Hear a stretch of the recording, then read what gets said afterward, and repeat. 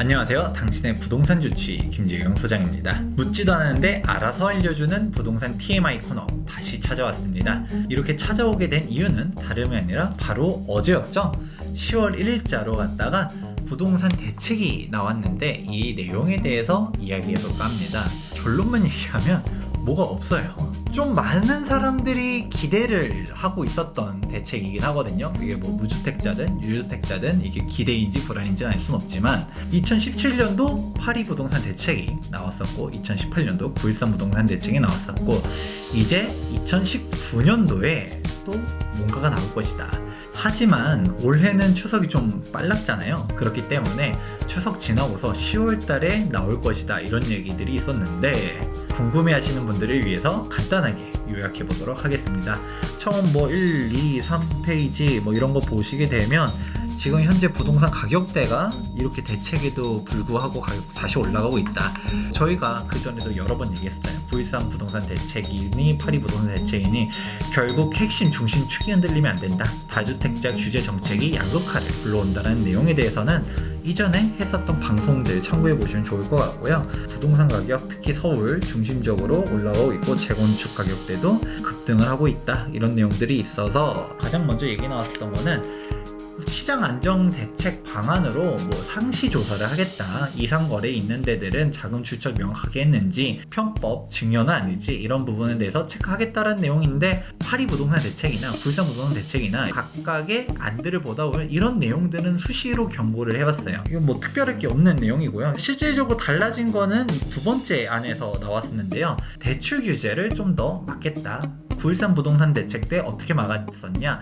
조정 대상 지역이기만 하면 LTV 40% 그리고 추가 대출은 아예 안 되게 이렇게 막아놨었잖아요. 이를 또 피하는 애들이 있었어요. 매매 사업자 그리고 법인 대출 재밌어요. 신탁을 이용한 우회 대출 이런 식으로 있었는데 일반적인 사람들이랑 거리가 먼 대책이라고 할 수 있습니다. 일반적으로는 다들 개인 담보대출로 가게 되는데 그걸 어떤 식으로 하고 있었냐면 매매 사업자를 내가지고 LTV 40% 받는다든가 법인으로 해서 40% 받는다든가 이 신탁이 좀 되게 재밌는데 저도 이걸 기사로서 보면서 이런 사람들도 있구나. 여기 사례도 나와 있습니다. 6페이지 보시게 되면 지금 가지고 있는 주택을 신탁회사에다가 신탁을 한 다음에 수익권 증서를 수취하고 이거를 금융회사에다가 넘기면서 이를 담보로 LTV 80%를 한다. 일반적인 건가요? 정말 특수한 사례라고 할 수 있는 거고요. 법인 같은 경우는 근래 많이 뜨고 있었어요. 실제로 저 역시 법인을 설립해가지고 부동산 투자를 이쪽으로 해야겠다 하면서 알아보고 있고 기회가 되면 유튜브를 통해서도 법인에 대한 장점 그리고 단점 이렇게 얘기해볼까 하는데요.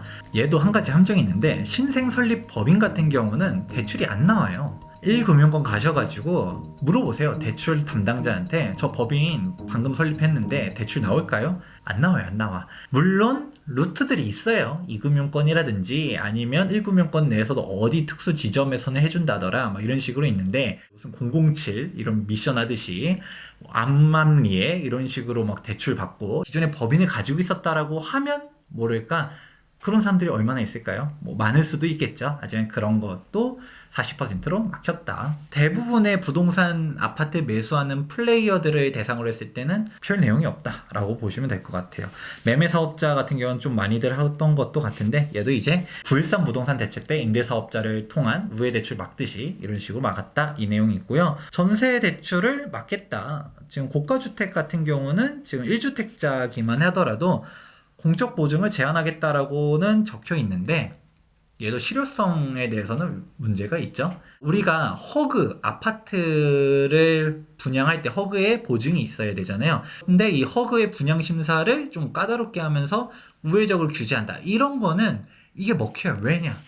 그 보증 재단이 허그밖에 없었기 때문에. 하지만 얘는 의미가 없어요. 허그 말고서도 서울보증재단이 있죠. 이런 식으로 민간에 대한 재단을 통해서 전세자금 대출 같은 경우는 전혀 상관없이 대출이 기존에도 가능했었기 때문에 진짜 전세자금 대출이 안 되는 사항이 아니다. 다주택자들도 전세자금 대출 충분히 가능하고요.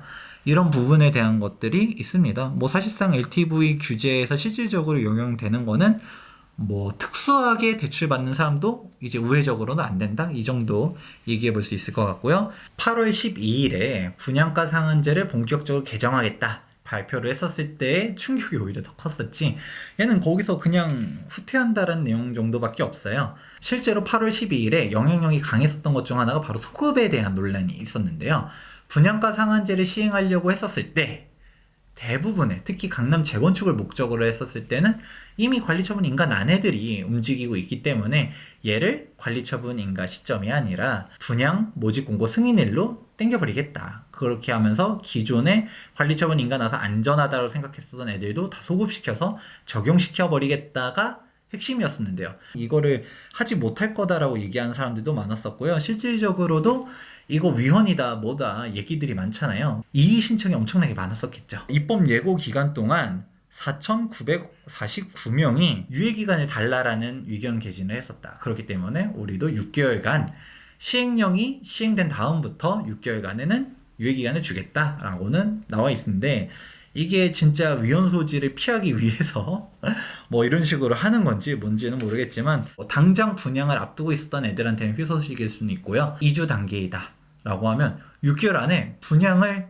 신청할 수가 없거든요. 그렇기 때문에 뭐 실질적인 큰 의미는 없고, 분양가 상한제가 적용 안 된다는 거지 허그의 분양보증보험의 심사를 그대로 받아야 된다는 거는 역시 마찬가지이기 때문에 이거에 대해서 얼마나 큰 특징이 있을지는 모르겠고요. 핀셋 규제를 하겠다, 구가 아니라 동으로도 지정할 수 있다, 이런 내용들이 나와 있다 보니까 서울 전역까지 가기보다는 뭐 강남 3구라든지 강남 4구라든지 이렇게 갈 가능성이 높다라는 이야기를 했었는데, 그 외로 지정하더라도 핀셋으로 딱 동만 엮어가지고 그 동을 갖다가 분양하려고 하는 애가 있는데 걔가 후분양의 움직임이 있다, 그러면 얘네들 잡아버리겠다 라는 이런 내용들이 있습니다. 기존에 있었던 내용이랑 다 똑같습니다. 다음에 향후 계획 같은 경우도 후속 대책을 마련하겠다가 끝이에요. 저도 대책 내용을 읽어보고서 이게 다야? 라는 느낌이 좀 있었습니다. 얘는 뭐지? 오히려 나중에 10월 말에 또 하나 나오나? 이런 느낌 정도로 내용이 없어요. 기존에 있었던 내용들 그대로 있는 사항들이고요. 개개인한테 받아들이는 것 자체로는 별 영향이 없는 거고, 오히려 분양가 상한제 같은 경우는 살짝 후퇴하는 움직임마저 보여주는 이런 대책이다 보니까 실질적으로 발표를 빵 터뜨리기 전에 너무 좀 요즘 시끄럽다 보니까 잠재우려고 급한 대로 기존에 있었던 것들 좀 모아가지고 이렇게 뉘앙스를 표현하는 건지 좀 의문스럽기도 하네요. 이거 대책 내용 말고도 Q&A 내용도 국토교통부 홈페이지에 가보시면 있는데, Q&A도 제가 읽어본 결과 얘네들이 별 생각이 없구나. 최근에 가장 이슈가 되고 있는 게 디플레이션이지 않습니까? 이번 달 발표 나온 거 보니까 마이너스 0.4%였잖아요. 그러니까 뭐 벌써 디플레이션이다, 아니다, 이건 아니다, 뭐 이런 식으로 갔다가 서로 막 이런저런 얘기들을 하고 있는데, 이런 입장 와중에서 정책을 좀 강력하게 펼치기 어렵지 않았었을까, 이런 생각도 좀 들고요.